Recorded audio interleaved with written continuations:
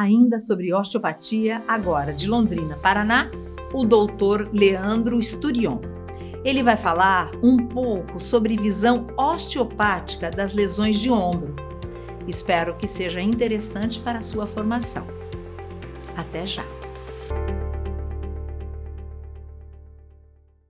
Olá, pessoal. Sejam todos bem-vindos para a nossa palestra Visão Osteopática nas Lesões de Ombro.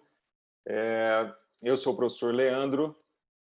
Para quem esteve conosco no Curitiba Mais Físio, edição 2019, nós estivemos juntos presencialmente. Esse ano estaremos um pouquinho diferente aqui, numa versão online, né? Mas, novamente, sejam todos bem-vindos. Espero poder contribuir com o aprendizado, a formação e a expansão da mente fisioterapêutica de vocês, tá certo? Nós vamos começar com esse slide, que pode assustar um pouquinho, né? A grande maioria aí, que se trata de um fígado e uma vesícula biliar. Professor, mas o que isso tem a ver com lesão de ombro? É isso? É exatamente o que eu quero trazer para vocês hoje, tá bom? Então eu trago um caso clínico que me chamou bastante atenção, onde uma paciente que nós estávamos trabalhando uma reeducação postural, chegou para mim no atendimento, não me recordo agora, segunda ou terça-feira, reclamando muito de uma dor no ombro direito. Tá? E aí, naquele momento, eu fiz os testes de ombro, avaliação de ombro padrão, que vocês todos já conhecem, já têm acesso, aqueles ainda que estão no início de formação, vão chegar nessa etapa, tá certo? E não encontrei absolutamente nada no ombro. E aquilo me despertou para avaliar outras estruturas, outras partes do corpo dessa paciente. E foi então que nós encontramos uma disfunção relacionada com a parte hepática. Como assim, professor? E aqui está a solução do problema, tá certo? Se nós olharmos essa imagem, nós temos aqui à direita uma representação da dor referida de vesícula biliar, tá certo? Então, esse autor, no seu trabalho, demonstrou que dores referidas de vesícula biliar e de fígado podem ser sentidas na região de ombro direito. E no caso dessa paciente foi exatamente isso. Então, nós fizemos as manobras relacionadas às disfunções hepáticas e nós tivemos aí, com êxito, a melhora do caso dessa paciente, certo? Então, o que eu trago para vocês, para quem não está acostumado ainda com a osteopatia, a visão osteopática do corpo humano e do tratamento, então eu digo para vocês o seguinte, para quem não ouviu isso, para quem já ouviu vai relembrar, e para quem não ouviu ainda, osteopatia nada mais é do que anatomia, anatomia e mais anatomia, certo? A partir do momento que a gente conhece muito bem o nosso corpo, fica fácil de entender as disfunções, as lesões, os problemas e poder ajudar a trabalhar para resolver essas situações que os pacientes nos trazem, certo? Então, eu tenho certeza absoluta que todos vocês aqui, que já tiveram a oportunidade de estudar o complexo do ombro, conhecem muito bem os ossos que compõem. Então, nós temos aqui escápula, clavícula, húmero, temos as estruturas, os acidentes ósseos envolvidos nesse complexo, sabe exatamente a visão anterior, a visão posterior. Nós temos aqui, em detalhes, a articulação externo-clavicular, que é a única articulação verdadeira que une todo o membro superior ao tronco, as suas particularidades, as suas importâncias. Vemos aqui na imagem da direita uma parte do complexo capsular e ligamentar, né, envolvidos no que a gente chama de complexo do ombro. Professor, e por que você está falando complexo do ombro e não só articulação do ombro?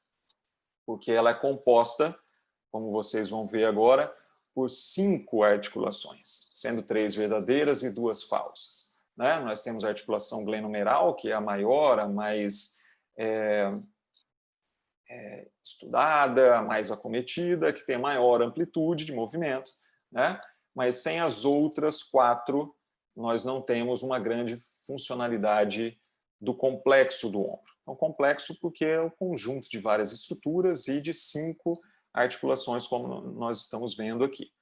Vocês também conhecem a representação superficial, né? A anatomia de superfície. Então, as estruturas escapulares estão relacionadas quais níveis vertebrais, qual a distância aproximada do bordo medial para a coluna vertebral. Então, todos vocês relembram disso. Nós temos aí a importância das vistas diferentes, né, dos planos de corte, de imagem. Então, nós temos uma vista lateral, foi rebatido a cabeça do húmero aqui da imagem da esquerda. Nós temos aí a representação de alguns tendões, alguns ligamentos também. Na imagem da direita aqui, nós podemos ver todo o complexo ligamentar pela vista anterior, que estabilizam estaticamente esse complexo do ombro. Tá? Nessa parte, obviamente, nós não temos aqui a extremidade medial da clavícula e a articulação externa clavicular, mas na parte externa, na parte lateral, nós conseguimos ver todos aí os principais ligamentos envolvidos na estabilidade estática do ombro ou do complexo do ombro. Nós podemos ver aqui de novo, né, a importância de um corte de imagem. Então, esse aqui é um corte coronal ou frontal, ou uma secção coronal ou frontal da articulação glenomeral e acromioclavicular. E nós conseguimos ver estruturas mais próximas da superfície de contato da superfície articular, como a cartilagem articular, o espaço onde fica o líquido sinovial. Nós temos aqui a representação da bursa subacromial, do músculo deltoide, do músculo supraespinhoso ou supraespinal, e toda a área envolvida pela cartilagem articular e assim por diante. Vocês também estudaram, com certeza viram a representação dos exames de imagem. Então, nós temos à esquerda aqui uma radiografia mostrando as principais estruturas visíveis aí na radiografia, né, como a cabeça do húmero, tubérculo maior, cavidade glenoide da escápula, temos margem lateral da escápula, vemos costelas, a margem medial, clavícula, processo coracoide, o acrômio, articulação acromioclavicular. Na imagem da direita, se trata de uma ressonância magnética. Então, aqui nós vemos músculo deltoide, vemos a cabeça do húmero. Então, todos vocês já tiveram acesso a essas estruturas. Aqui, a importância de conhecer a representação física e a representação de imagem dessa região. Então, nós temos aqui um ombro em posição neutra. Aqui nós temos um ombro em abdução. Então, novamente, a importância de conhecer a anatomia do que é normal, do que é íntegro. Vocês, com certeza, também aprenderam e estudaram e continuam estudando o complexo nervoso, então raízes nervosas, os troncos, os nervos que compõem a inervação do complexo do ombro e também do membro superior. Então, nós estamos falando aqui especialmente das raízes do plexo braquial. E na imagem da direita, nós temos aí uma constituição mais completa, com a presença de ossos, músculos e também dos vasos. Então, nós temos aí artérias e veias importantes para a região do ombro e também para a irrigação do membro superior como um todo. Então, desde as suas origens próximas à região cervical e de tronco, né, passando pela região do complexo do ombro propriamente dito. Então, todos vocês já viram, estudaram, sabem da importância de cada um desses tecidos. assim como vocês também sabem da importância e já estudaram a movimentação de tudo isso, né?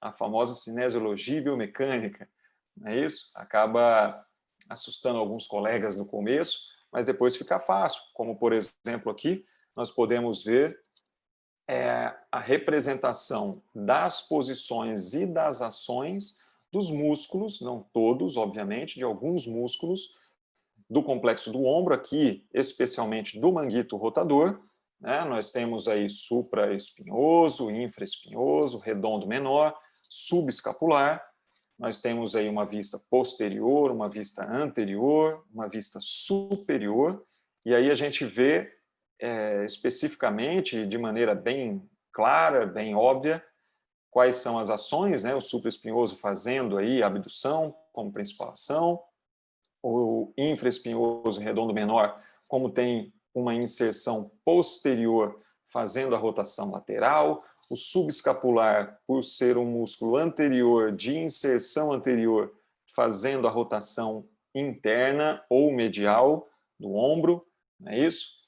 Vemos também nessa imagem as ações que eles são responsáveis no que se refere à estabilização dinâmica. Então, esses músculos, quando se contraem, eles vão fazer uma estabilização vertical ou horizontal do complexo do ombro, especificamente aqui da articulação glenohumeral, certo? Vocês com certeza viram também a movimentação escapular, né? Quais são os movimentos de elevação, abaixamento, protrusão, retração, a báscula ou rotação, as inclinações. Isso permite também uma maior liberdade do húmero e do membro superior como um todo. Vocês também viram a importância de se avaliar a amplitude de movimento, quantos graus de movimento existem em cada um desses movimentos, flexão, extensão, rotações, adução, abdução, seja horizontal ou a vertical, não é isso? Vocês também lembram de testes específicos, não é? Temos 2 testes aqui, coloquei um teste relacionado à parte vascular, todo mundo viu testes relacionados às questões funcionais, né, como o teste de Cossar, de Apley. E aí nós chegamos no X da questão, né, que são as relações anatômicas. E talvez aqui a osteopatia seja um pouquinho diferente das demais visões. E é isso que eu quero trazer para vocês, tá certo? Então, percebam aqui comigo como nós temos estruturas aqui que estão relacionadas direto ou indiretamente com o complexo do ombro, mas que se relacionam também com outras estruturas à distância, e não menos importantes, do nosso corpo. Nós temos aqui no primeiro plano, na imagem da esquerda, nós temos o músculo ECOM, ou esternocleidomastoide, esternocleidomastoídeo, esternocleidomastoideu. Tá? Fica a critério de vocês. Um músculo que interfere também na posição de cabeça, interfere diretamente nos movimentos cervicais, porque é o principal flexor quando contraído bilateralmente, e o principal rotador contraído unilateralmente. E veja só, esternocleido, porque uma parte da sua inserção é na clavícula, e como a gente viu no início da nossa conversa aqui, é um osso que compõe o complexo do ombro. Então, alterações no ECOM podem, sim, afetar movimentação, mobilidade e a função do ombro, tá bom? Do complexo do ombro. Assim como o músculo peitoral menor, que é um músculo que tem origem nas costelas e vai direto ao processo coracoide. Então, alterações nessa musculatura também podem influenciar diretamente a amplitude de movimento, a função, a mobilidade da articulação do ombro. Nós temos aqui serrátil anterior da mesma forma. Na imagem central, destaco aqui para vocês a área ocupada, o tamanho do músculo peitoral maior. E como vocês sabem, ele se insere no húmero.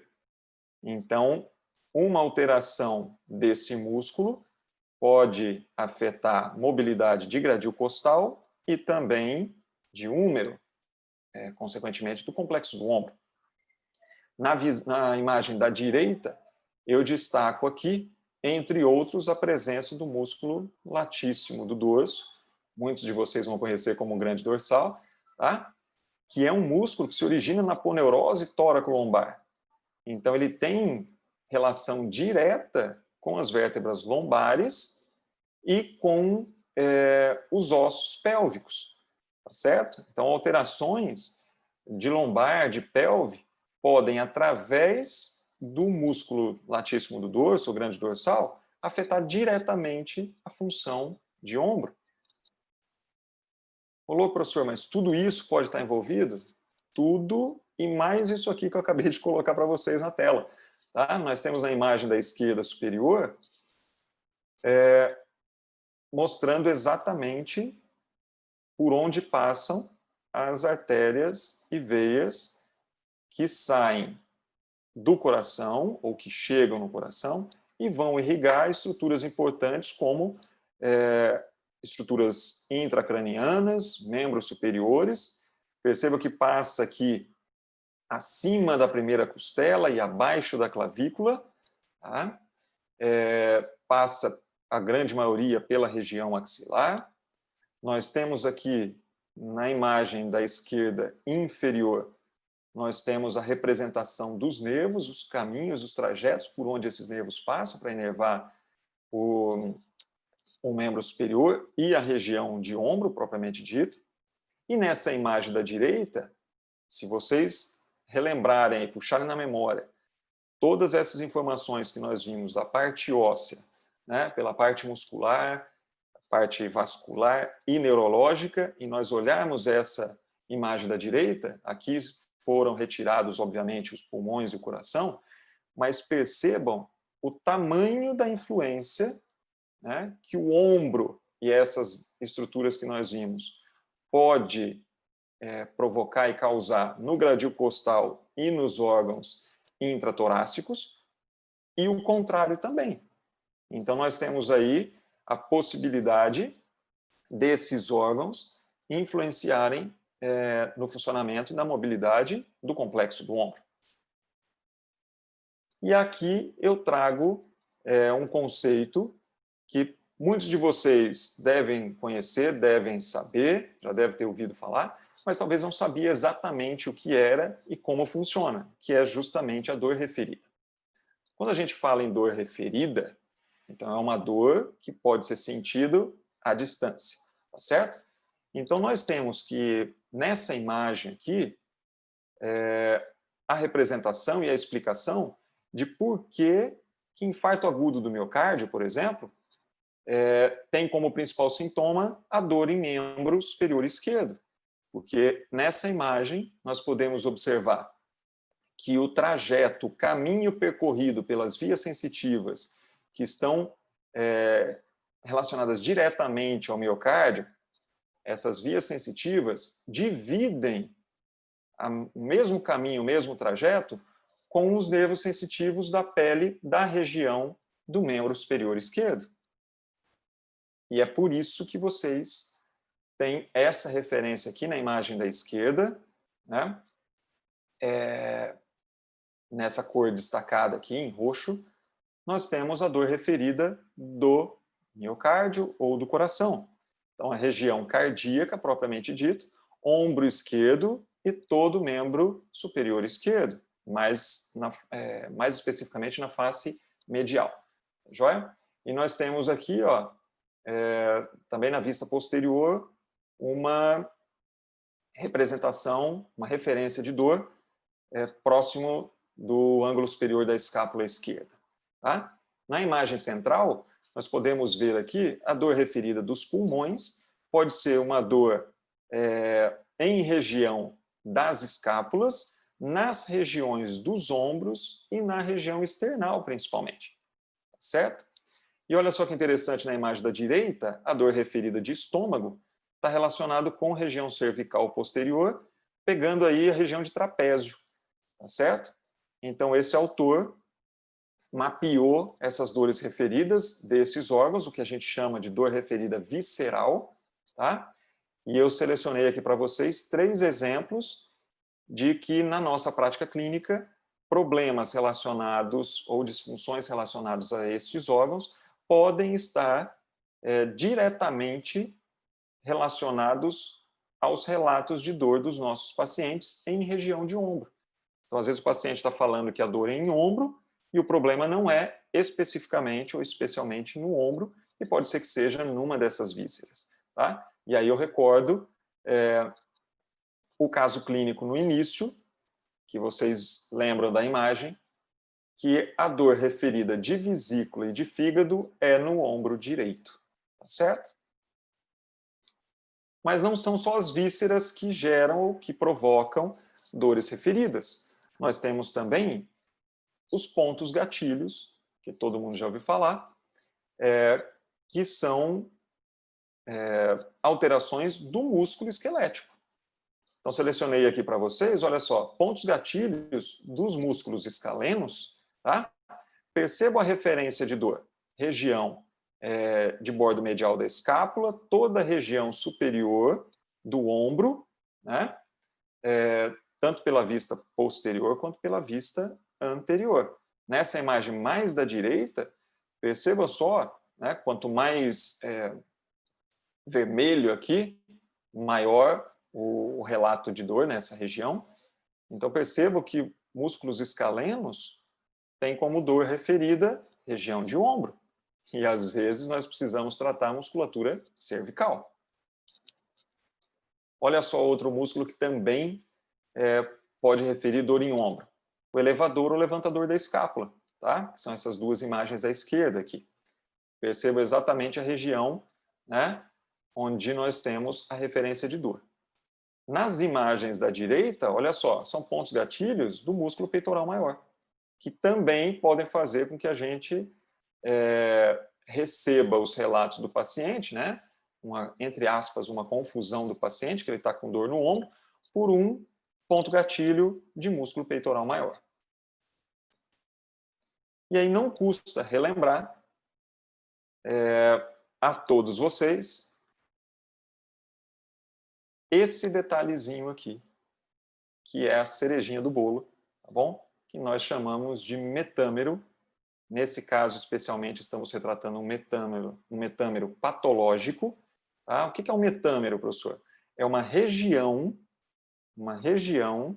da medula espinhal que é responsável pelos 5 principais tecidos do nosso corpo. E vocês podem ver aqui embaixo que todo metâmero, toda parte do sistema nervoso central, especificamente a nível de medula, estou falando agora. Então, todo nível, ele é responsável pela inervação, tanto sensitiva quanto motora, de artéria, de ossos, de pele, de vísceras e de músculos, certo? Então, se vocês olharem aqui, quando nós temos uma alteração em qualquer um desses 5 tecidos, nós podemos facilitar a aparição de um problema em qualquer um dos outros 4 tecidos, certo? Então, se nós tivermos um problema muscular, a gente pode facilitar uma alteração do dermátomo, referente àquele nível de inervação do músculo, tá bom? Então, esse conceito do metâmero patológico é que faz com que a gente tenha completa certeza, completa garantia de que um tecido pode influenciar diretamente em outros tecidos. Tá? Fazendo aí, puxando agora o que nós vimos de dor referida e pensando que nem sempre o problema do nosso paciente é exatamente ali onde ele nos trouxe. Então, no caso que nós estamos falando de ombro, nem sempre os problemas estarão no ombro. Pode estar à distância. E aí cabe a nós, bons conhecedores da anatomia corporal, descobrir quais são as outras estruturas, os outros tecidos envolvidos. Tá? Então, para vocês terem uma ideia, hoje, quando o paciente chega para mim com relato de dor em ombro sem causa traumática, né, sem ter sofrido uma pancada, um choque, uma lesão direta. Então, em casos onde não existe trauma prévio, a última coisa que eu vou avaliar, que eu vou investigar, é o ombro. Vocês viram, agora já deve estar mais claro na mente de vocês, a importância de conhecer todo o aparato, né, anatômico, porque pode ser que essa dor seja visceral, pode ser que seja um ponto gatilho à distância, pode ser que sejam outras estruturas envolvidas. Então, hoje, eu investigo muito mais os outros aspectos envolvidos, e aí, se eu não encontro nada que poderia justificar, aí sim vou fazer toda a avaliação padrão da parte do ombro, tá certo? Então, essa é a ideia, né? Trazer um pouquinho da visão osteopática, que é justamente isso, a gente vê a globalidade, a gente não vê somente aquele ponto, nós vemos tudo que pode estar envolvido com aquela situação, certo? Trouxe para vocês, então, essa frase aqui do Dr. Steele, considerado aí o pai da osteopatia, que ele diz que o osteopata é um engenheiro do corpo humano, tá? E que ele deve conhecer todas as leis que governam essa máquina, essa engrenagem toda, para que aí a gente possa dominar a doença, dominar a lesão, para ajudar os nossos pacientes a se libertarem, se livrarem desses incômodos e desses problemas, certo? Aqui, então, eu encerro a minha participação, espero ter contribuído com vocês no sentido de abrir um pouco mais a mente, expandir a mente, para que nós, fisioterapeutas, também podemos tratar vísceras, podemos tratar órgãos internos para ajudar o nosso paciente. O nosso paciente não é só um ombro, só um cotovelo. É uma pessoa, é um paciente, tem um corpo complexo, formado por várias estruturas que precisa da nossa ajuda. Tá bom? Então, quero agradecer a presença e a participação de todos vocês. Deixo aqui os meus contatos, tá? De e-mail, rede social. Caso vocês queiram, fiquem à vontade. Temos algumas publicações lá relacionadas à osteopatia. Agradeço muitíssimo também a organização por mais esse convite, né? Estávamos juntos na edição 2019, agora na edição 2020. E para mim foi uma grande satisfação, um grande prazer estar aqui com todos vocês. Tá certo? Desejo um ótimo evento e que vocês aproveitem ao máximo aí todas as palestras. Beleza? Obrigado, gente. Um grande abraço. Até mais.